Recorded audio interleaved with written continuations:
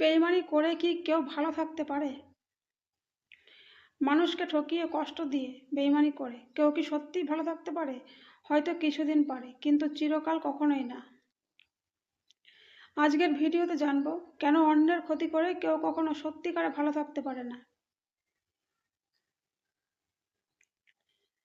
Number 1, সাময়িক লাভ কিন্তু স্থায়ী না।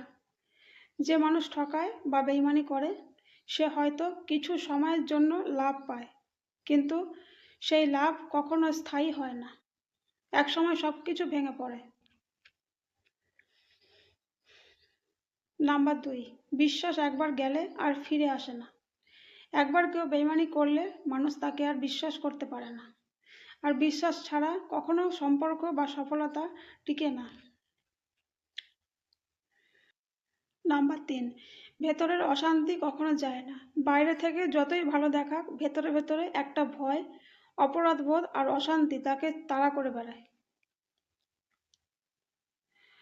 নাম্বার 4, সম্পর্ক ধীরে ধীরে শেষ হয়ে যায়। খারাপ ব্যবহার আর বিশ্বাসঘাতকতার জন্য একসময় কাছের মানুষগুলো দূরে সরে যায়। নাম্বার 5, কর্মফল একদিন ফিরে আসে। আজ তুমি যেটা অন্যের সাথে করছো, আগামীকাল ঠিক সেটাই কোনো না কোনোভাবে তোমার কাছে ফিরে আসবে।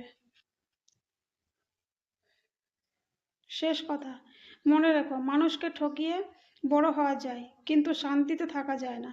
আর ভগবানের বিচার হয়তো দেরিতে হয়, কিন্তু একদম ঠিকভাবেই হয়।